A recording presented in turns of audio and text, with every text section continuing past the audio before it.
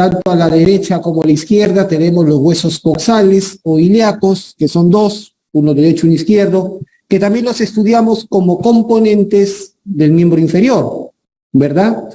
Luego tenemos atrás el sacro que está formado por la sinostosis o la fusión de 5 vértebras sacras, y finalmente el cóccix, que también está formado por la sinostosis o la fusión de 3 a 5 vértebras coxígeas. Entonces, en total salen de 10 a 12 huesos. Un segundo, por favor.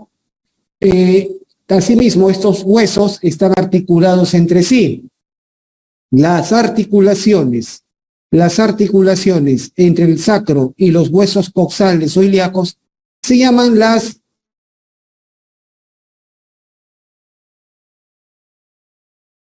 articulaciones sacroiliacas, tanto a la derecha como a la izquierda. La articulación entre el sacro y el cóccix se llama la articulación sacrocoxígea.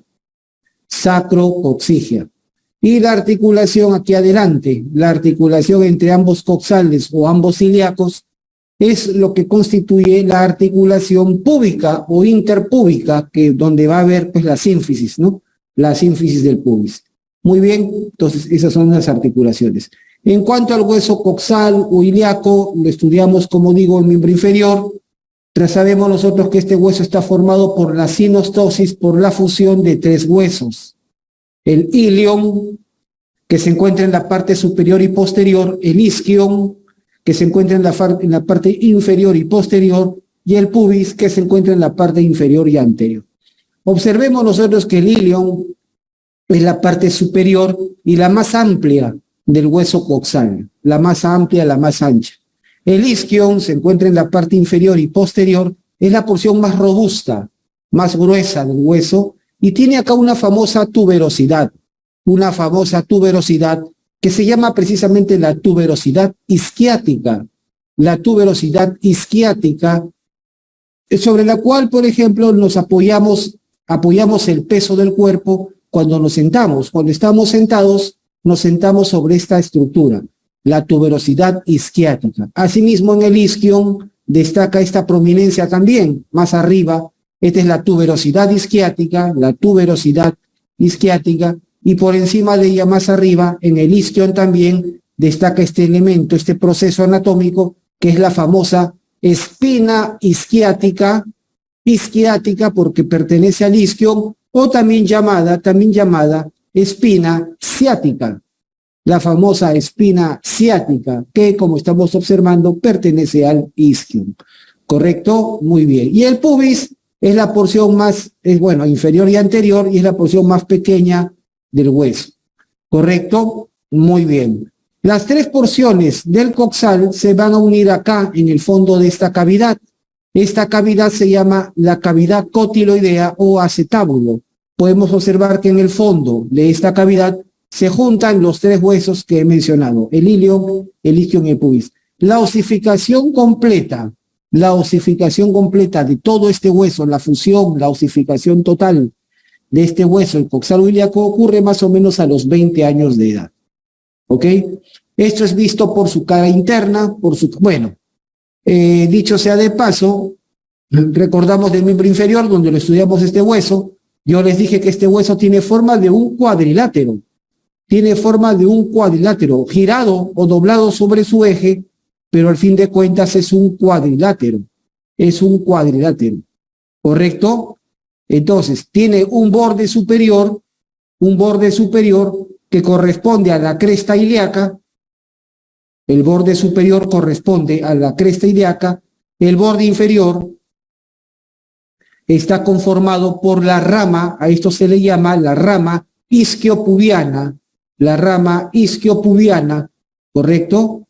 Pues acá se unen la rama inferior del pubis con la rama del isquion, la rama isquiopubiana, ¿correcto? Viene a ser el borde inferior.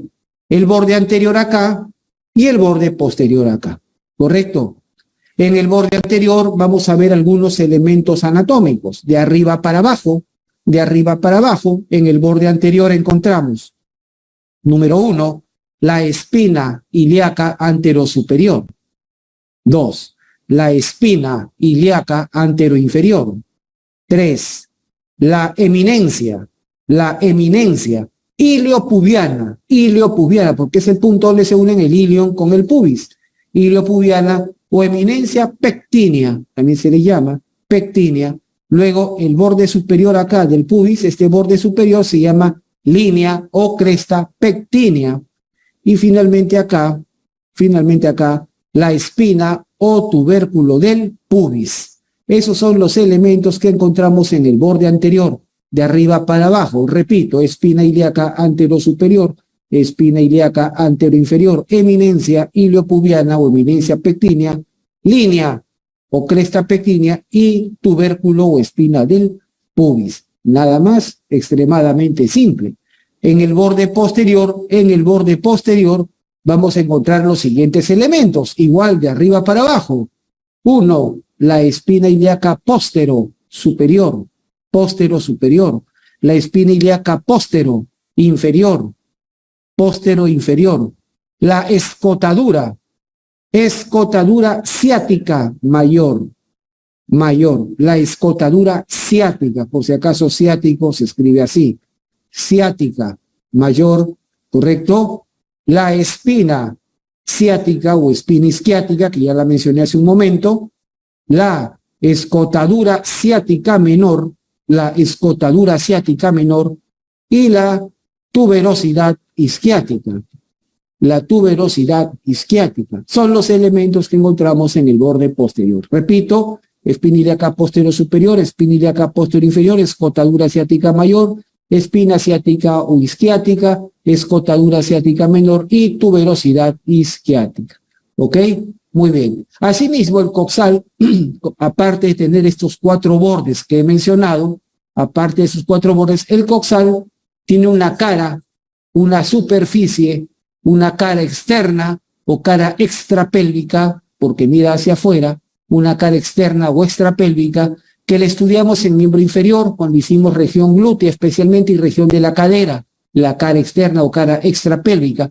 Y por su otro lado, vemos la cara interna, la cara intrapélvica, ¿correcto? La cara interna, la cara intrapélvica, porque esta mira hacia el interior de la pelvis. Esta es la que nos interesa en este capítulo, ¿correcto? La cara interna, la cara intrapélvica. En esta cara nosotros vamos a ver lo primero que vemos aquí arriba, esta fosa, esta superficie. Esta fosa se llama la fosa ilíaca. La fosa ilíaca, ¿correcto? Es la superficie que vemos acá, la fosa ilíaca. Debajo de en esta fosa se va a insertar el famoso músculo, el músculo ilíaco, que va a salir de la pelvis y se va al fémur, Pero este músculo ilíaco va a terminar formando un tendón común junto con el músculo psoas mayor, que es un músculo que viene de la columna lumbar, el psoas mayor. Tanto el ilíaco con el psoas mayor forman un tendón común que se llama el tendón del iliopsoas o psoas ilíaco, que va a insertarse en el trocánter menor, del fémur. ¿Correcto? Muy bien. Esta es la famosa fosa ilíaca, sitio de origen del músculo ilíaco. Luego debajo vemos aquí esta famosa línea. Esta línea se llama la línea arqueada, es solamente esta parte de acá, esta parte de acá nada más es. La línea arqueada o línea innominada. ¿Correcto? Muy bien. Luego vamos a tener nosotros la eminencia, no sé si lo he señalado, ahí está. Esa es la línea arqueada o innominada. Ahí tenemos la eminencia iliopubiana o eminencia pectínea. Luego vamos a ver acá la cresta o línea pectínea. Y finalmente el tubérculo del pubis, que está acá, este cachito. Forman un continuo, ¿correcto? La línea arqueada o innominada con la eminencia iliopubiana y con la línea pectínea, y acá adelante el tubérculo o espina del pubis. Forman un continuo, ¿correcto? Muy bien. Perfecto. Y por debajo, aquí en la parte inferior, vemos este famoso agujero que lo estudiamos también en miembro inferior, el agujero obturado, que significa el agujero cerrado, tapado. y que normalmente está ocupado por la membrana obturatriz. Y por este lado vamos a ver al músculo obturador interno, porque del otro lado veíamos el músculo obturador externo, ¿ok? Obturador externo. Bastante simple, ¿verdad? Muy bien. Perfecto. ¿Dónde estamos? Allá. Ok. Allá.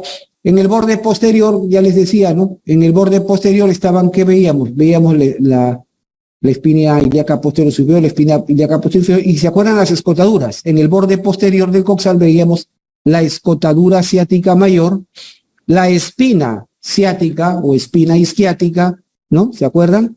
La escotadura ciática menor y la tuberosidad isquiática. Esos son elementos del borde posterior del ilíaco que hace un momento los he mencionado. Bien, estos elementos van a ser completados o complementados por dos ligamentos importantes. ¿Ven ustedes acá? Hay dos ligamentos que vienen, básicamente o prácticamente vienen del sacro, vienen del hueso sacro. Entonces, como vienen del sacro, son dos ligamentos. Este, que viene del sacro hacia la tuberosidad isquiática, se le llama el ligamento sacrotuberoso. Sacrotuberoso. ¿Me dejo entender? Y este que va del sacro, pero hacia la espina ciática, se llama el sacroespinoso. Sacroespinoso. ¿Correcto? Por si acaso, bueno, algunos todavía utilizan nomenclatura ancestral, ¿no? Y a este le llaman el ligamento sacrociático mayor. Sacrociático mayor. Y a este le llaman el ligamento sacrociático menor. Por si acaso, en la nomenclatura medieval se llamaba así. ¿Ok? Algunos todavía usan ese nombre, hay que actualizarse. Se les llama sacrotuberoso y sacroespinoso. El sacrotuberoso va prácticamente del sacro hacia la tuberosidad isquiática. El sacroespinoso va también del sacro, pero hacia la espina isquiática o espina ciática. ¿Correcto? Muy bien, nada más, así de sencillo. Perfecto. Y la presencia de estos ligamentos, sacrotuberoso y sacroespinoso, transforman a estas escotaduras en agujeros. Ahora se llaman agujeros. ¿Correcto? El agujero ciático mayor y el agujero ciático menor. O sea, estos ligamentos junto con las escotaduras que están en el borde posterior del ilíaco o del coxal forman estos dos agujeros. ¿Correcto? Ya, pensé que estaba mencionado, lo menciono yo entonces. Lo menciono yo. Por estos agujeros van a atravesar elementos. Por estos agujeros van a atravesar elementos. ¿Estamos de acuerdo? Ya que no sé si lo he escrito en las diapositivas o no, pero yo no necesito leer. Vamos a mencionar qué elementos atraviesan por este agujero ciático mayor. Por este agujero de acá, ciático mayor, atraviesan. Número uno, el músculo piriforme o músculo piramidal de la pelvis, que lo vimos en la región glútea, el famoso músculo piriforme o piramidal de la pelvis.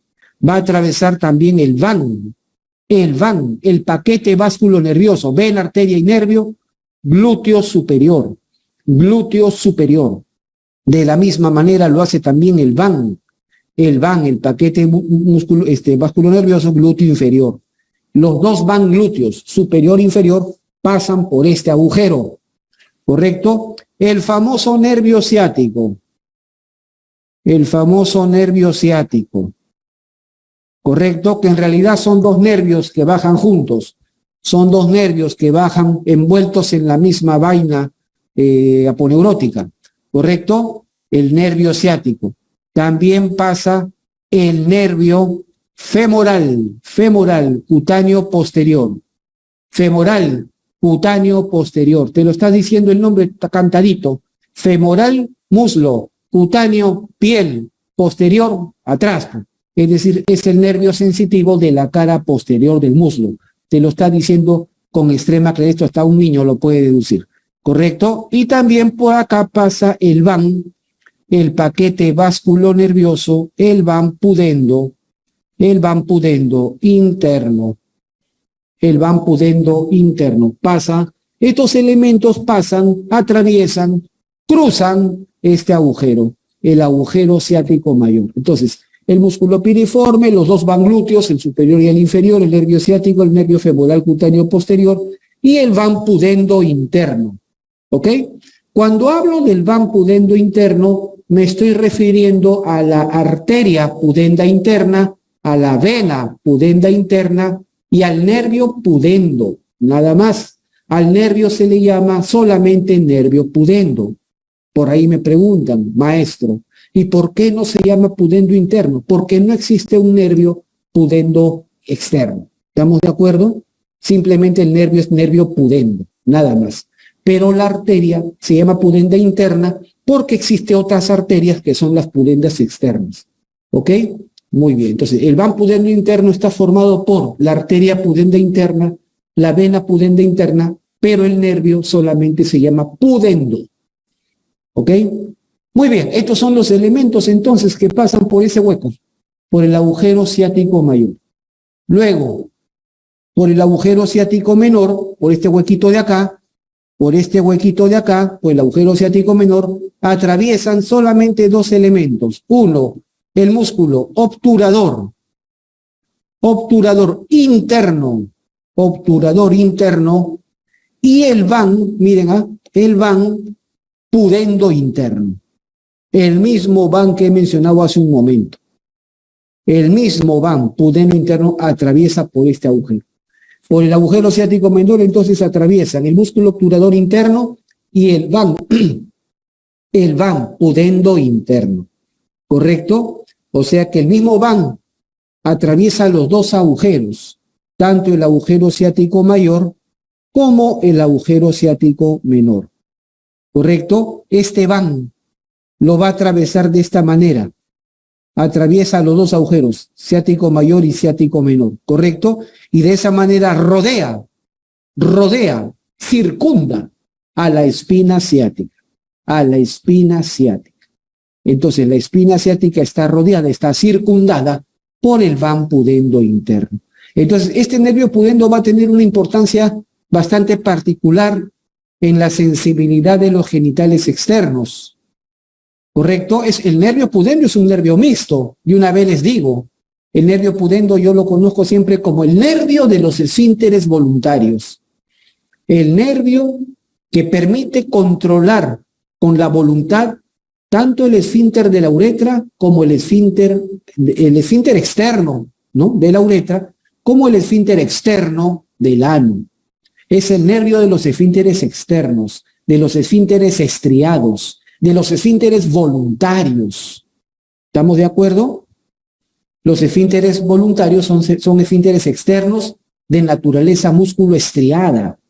¿Correcto? ¿Se entiende? Estriada. Entonces, es así de sencillo. ¿Correcto? El que no se te salga la orina en contra de tu voluntad, o que no se te salga el material fecal en contra de tu voluntad, que tú lo retengas voluntariamente hasta que encuentres un sitio adecuado y privado para evacuarlos, ¿correcto? Depende de esos músculos, de los esfínteres externos, de los esfínteres voluntarios, de los esfínteres estriados. ¿Y quién los inerva, esos esfínteres? Pues el famoso nervio pudendo. Bueno, los pudendos, porque son dos pudendos, un derecho y un izquierdo, ¿correcto? Los pudendos. ¿Me dejo entender? Los pudendos. Pero los pudendos no son nervios exclusivamente motores. También tienen función sensitiva. Son los principales nervios sensitivos de los genitales externos, tanto en el hombre como en la mujer, ¿correcto? De los genitales externos, ¿se entiende? Principal nervio sensitivo de los genitales externos. Entonces, por ejemplo, cuando en una mujer que está en trabajo de parto, en una paciente que está en trabajo de parto, a veces es necesario hacer un corte en el extremo posterior de los labios mayores para ampliar el tracto de salida. Eso se llama la episiotomía, como lo vamos a ver más adelante. La episiotomía es un corte que se hace en el extremo posterior de los labios mayores para ampliar el tracto de salida, para prevenir desgarros, ¿correcto? Pero para hacer ese corte tú tienes que aplicar anestesia, porque eso duele, ¿correcto? Vas a tener que aplicar anestesia ¿A quién vas a bloquear con anestesia para hacer una episiotomía? Pues al nervio pudendo, ¿correcto? Al nervio pudendo. ¿Y dónde vas a aplicar la aguja? ¿Dónde vas a aplicar la aguja? ¿Cuál va a ser tu referencia? Tu referencia anatómica para bloquear anestésicamente al nervio pudendo. O sea, ¿dónde vas a encontrar el nervio pudendo? Rodeando a la espina ciática. La espina ciática se palpa a través de la vagina, por tacto vaginal, se alcanza la espina ciática y se palpa. Y ese es el punto óseo de referencia para bloqueo anestésico del nervio pudendo. ¿Correcto? Entonces, punto óseo de referencia para bloquear con anestesia o para localizar al nervio pudendo es la espina ciática o espina isquiática, ya que el nervio, junto con la vena y la arteria, están rodeando esta espina para poder cruzar esos dos huecos que he mencionado, el agujero ciático mayor y menor. ¿Ok? Bien, bastante simple. Perfecto. El sacro, bueno, está dado por la sinostosis o la fusión de 5 vértebras sacras, tiene forma de una cuña triangular invertida, ¿correcto? Y forma la pared arriba y atrás de la cavidad pélvica, ¿no? La pared posterior superior de la cavidad pélvica. Ahí está el sacro visto desde adelante, ¿no? ¿Correcto? Por la forma que tiene.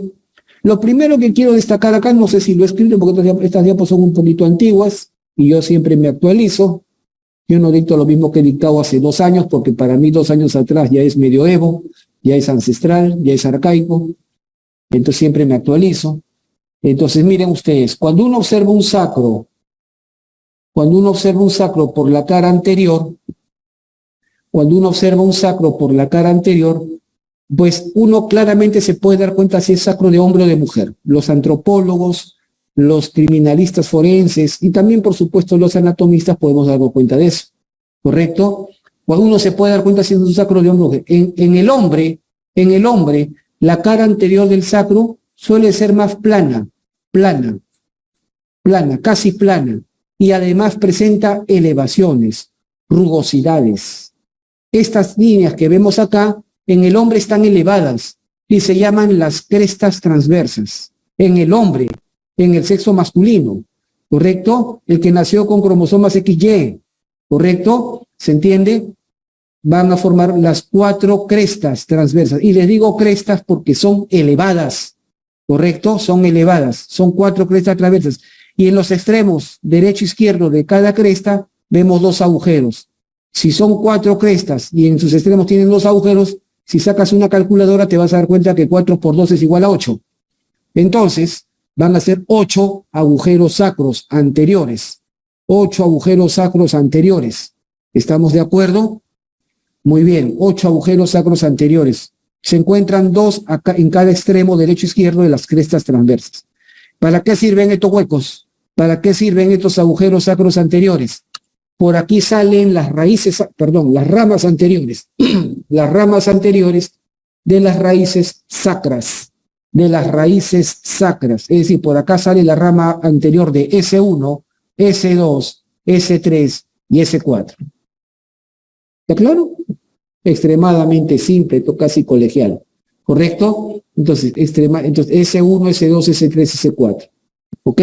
Entonces, en la cara anterior del sacro de un hombre vas a ver que esta cara prácticamente es plana. Plana significa que no está encorvada, que no es curva. ¿Me dejo entender? No que sea lisa. Son cosas diferentes. Es plana, pero no es lisa. Tiene elevaciones, las crestas transversas. En cambio, en la mujer, el sacro de una mujer, la cara anterior del sacro de una mujer, de la que nació con cromosomas XX, ¿correcto? La cara anterior de este sacro es lisa, es francamente lisa. Y estas, líneas no están elevadas, son planitas. Ahí, en el caso de la mujer, se llaman líneas transversas. Acá le he puesto líneas, esto es en el caso de la mujer. ¿Correcto? En el caso de la mujer se llaman porque son planitas, son aplanadas. Uno pasa la mano por ahí, la yema de los dedos, y prácticamente no siente elevaciones. ¿Correcto? Entonces, las líneas transversas. ¿Me dejo entender? Perfecto, nada más. Entonces, deben ser planitas. Y además, la cara anterior es cóncava. Cóncava, está encorvada. Cóncava y además es lisa. ¿Ok? Igual que en el hombre, también presenta 8 agujeros. los agujeros sacros anteriores por donde van a emerger las ramas anteriores de las raíces sacras S1, S4, como ya lo encuentran en cualquier libro. ¿Ok? Simple. Perfecto. Bien, en el borde superior, aquí en la parte alta, en la parte superior del sacro, nosotros distinguimos, se ve el cuerpo de la vértebra S1. Este es el cuerpo de la vértebra, o sea, la primera vértebra sacra, pues. El cuerpo de la primera vértebra sacra. Y resalta especialmente su borde anterior. Este borde anterior del cuerpo de la vértebra S1 es lo que los anatomistas llamamos el promontorio. El promontorio. ¿Y por qué insisto en esto? Los anatomistas llamamos promontorio a esto. Pero si ustedes ven un libro de obstetricia, los libros de obstetricia, ¿correcto? Médicos especialistas en ginecología y obstetricia, ellos le llaman promontorio al borde anterior del disco. Entiéndase que encima de este cuerpo vertebral, aquí arriba debe estar la vértebra L5, la quinta lumbar. Y entre la quinta lumbar y la vértebra S1, aquí se va a encontrar el último disco, el último cartílago intervertebral. El último cartílago o disco intervertebral de la columna vertebral se encuentra entre L5 y S1 y es el disco más grande de toda la columna vertebral. Precisamente el borde anterior de este disco también es particularmente sobresaliente. Y en obstetricia, correcto, hablo de la especialidad médica, le llaman a esto el promontorio obstétrico. El promontorio obstétrico. ¿Me dejo entender? O promontorio clínico. Entonces, cuando en obstetricia se habla de promontorio, no se están refiriendo al borde anterior de la vértebra S1, no. Se están refiriendo al borde anterior del disco o del cartílago intervertebral lumbosacro, es decir, entre la L5 y S1. ¿Correcto? Así de claro. En cambio, para los anatomistas, nosotros le decimos promontorio a esto, al borde anterior de la vértebra S1. ¿Ok? Simple. A los costados de este promontorio vamos a tener estas dos superficies, se llaman las aletas del sacro. Aletas del sacro, cuyo borde anterior se llama el margen de las aletas, pues, o alas del sacro. ¿Correcto? Nada más, muy sencillo.